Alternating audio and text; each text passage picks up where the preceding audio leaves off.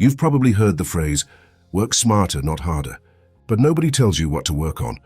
Here's the truth most people miss. The economy will keep shifting.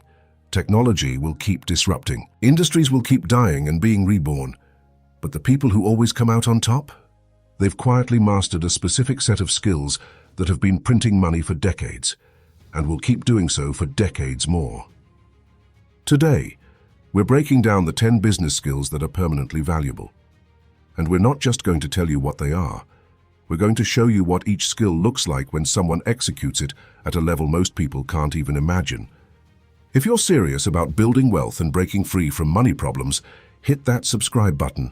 We've got powerful content lined up to fuel your journey. Skill number 1, building the network that opens every door. At some point in your business journey, you'll hit a wall that talent and effort alone cannot break through.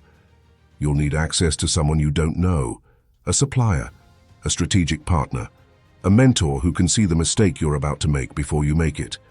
That's when your network either saves you or fails you. Sam Altman built OpenAI not simply because he had a great idea about artificial intelligence, but because he had the rare ability to attract genuinely brilliant people onto the same mission. People who knew him closely said he could walk into any room, earn trust quickly, and leave with the right people aligned behind a shared vision. That ability to connect with exceptional people at the right moment is what turned OpenAI from a research group into a company that has fundamentally changed how the world operates. Tools will change, industries will disappear and reappear, but the ability to build real relationships with the right people has always been, and will always remain, one of the highest leverage things you can do in business. Skill number 2, playing with the right strategy. Most people walk into business carrying an idea, a cafe, a clothing brand, a mobile app, and they bet everything on that idea without ever stopping to ask the most important question: is this even the right game to be playing? That gap between having an idea and having a strategy is where most businesses quietly die. Look at how Netflix handled this. They launched as a DVD delivery service and they were exceptional at it. But instead of riding that model until it collapsed under them, they asked where the market was heading 5 years out. The answer was streaming. So they moved before they had to.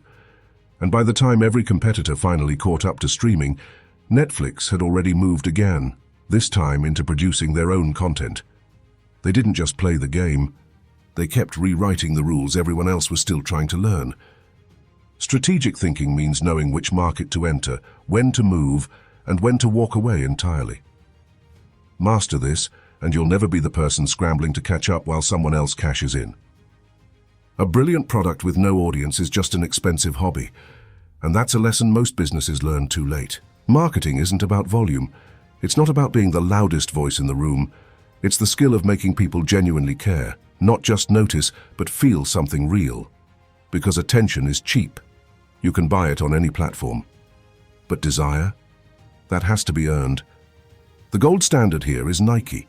Nike doesn't really sell athletic gear. They sell the feeling of being elite. When Cristiano Ronaldo or Serena Williams wears their kit, your brain doesn't register footwear, it registers winning. Nike has spent decades engineering that association until it lives in people's instincts, not just their awareness. Average marketing tells people what you sell. World-class marketing makes people feel something that your product then delivers on. In a world drowning in content and ads, that emotional connection is the only thing that gets remembered and repurchased. Skill number 4, turning conversations into currency. Sales has a serious reputation problem. Most people hear the word and immediately picture someone high pressure and slightly dishonest, trying to squeeze money from you for something you'll regret buying. That's not sales. That's desperation dressed up with a script. At its highest level, sales is simply the skill of helping people make the right decision. The best in the world aren't closing anyone. They're solving real problems for people who genuinely have them. They listen more than they talk. They ask better questions. They build trust before they ever mention a number. If you can get to the point where selling feels like serving, where the transaction is just the natural conclusion to an honest conversation, you will never worry about money again. That's not an exaggeration. The ability to move people from interested to committed is worth more than almost any other skill on this list.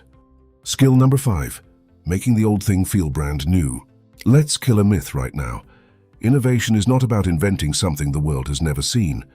That kind of thinking leads most people to spend years building something no one asked for and then wondering why nobody cares. Real innovation is both simpler and harder than that. It's about taking something that already works and making it so much better that the old version becomes embarrassing by comparison. Apple didn't build the first MP3 player. They didn't create the first smartphone. But when the iPod dropped, every other music device looked like a toy. When the iPhone launched, the entire mobile industry had to restart. That's because Apple didn't obsess over the product. They obsessed over the experience of using the product. They made the familiar feel completely, undeniably new. That's the real innovation standard in business. Not what's never been done, but what can be done so much better that switching becomes the only rational choice. Skill number 6. Building a team that runs without fear. When most people step into a leadership role for the first time, they focus on output. Hit the numbers, give the direction, track the results. And in the short term, that approach can absolutely work. But what it quietly builds underneath the surface is a culture of fear. People stop taking risks. They start protecting themselves instead of serving the mission. And slowly, the company begins to strangle itself from the inside. Microsoft became one of the world's most valuable companies, not because of a single product, but because of how their people started showing up every day. Real leadership isn't authority. It's the ability to build an environment where talented people choose to do their best work. Skill number 7.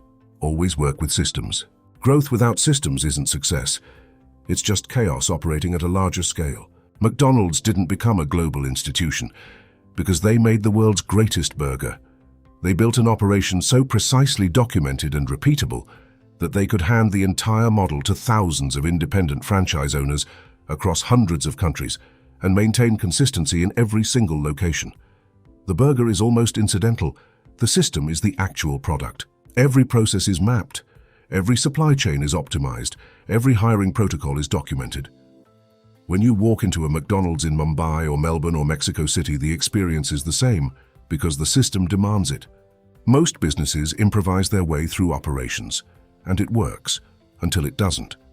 Build your systems before you need them, document everything, and treat your processes like infrastructure. Because when the time comes to scale, the businesses with bulletproof systems are the ones that survive it. Number 8. Knowing where to pour the fuel. Every company has limited time, money, and energy.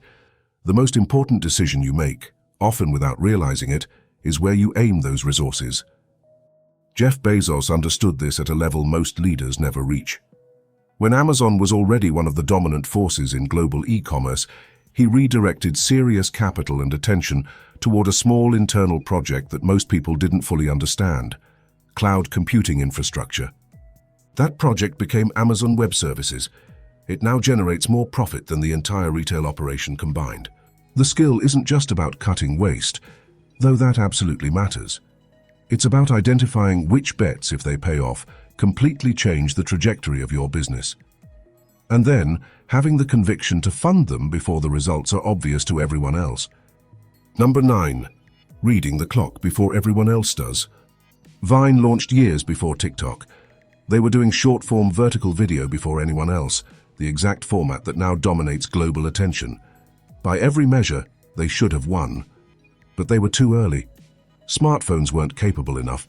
Mobile internet was too slow. The creator economy hadn't formed yet. Vine wasn't wrong. They were just early. And in business, early and wrong often look identical until someone else arrives at exactly the right moment and cleans up. TikTok launched into a different world. Better hardware, faster networks, a massive ready-made creator base. The concept was nearly identical. The timing changed everything. Every market has a window. Reading when that window is actually open, not too soon, not too late, is a skill that separates the companies that define an era from the ones that become cautionary footnotes in someone else's success story. Skill number 10, negotiate everything. Every dollar you leave on the table in a deal is a dollar of pure, silent loss, and every bad contract you sign can quietly bleed a business for years. SpaceX is one of the most compelling negotiation stories in modern business. When they were sourcing rocket components, they were dealing with suppliers who had been dramatically overcharging the US government for decades because the government always paid. Elon Musk simply refused to accept those prices and negotiated them down, saving the company tens of millions and proving that rockets could be built at a fraction of the traditional cost. Then, on the other side of the table, SpaceX had to convince the US government itself to hand over billion-dollar contracts to a private company that hadn't yet launched a successful rocket. That took an entirely different kind of negotiation, selling a vision, establishing credibility, and structuring deals that created mutual incentive. The businesses that master negotiation create enormous value from conversations alone. The ones that don't bleed quietly, deal after deal, never quite understanding where the margin went. If this video resonated with you, don't keep the knowledge to yourself. Like the video, subscribe to stay updated, and share is a step towards building a stronger community of growth-minded people. Be part of it.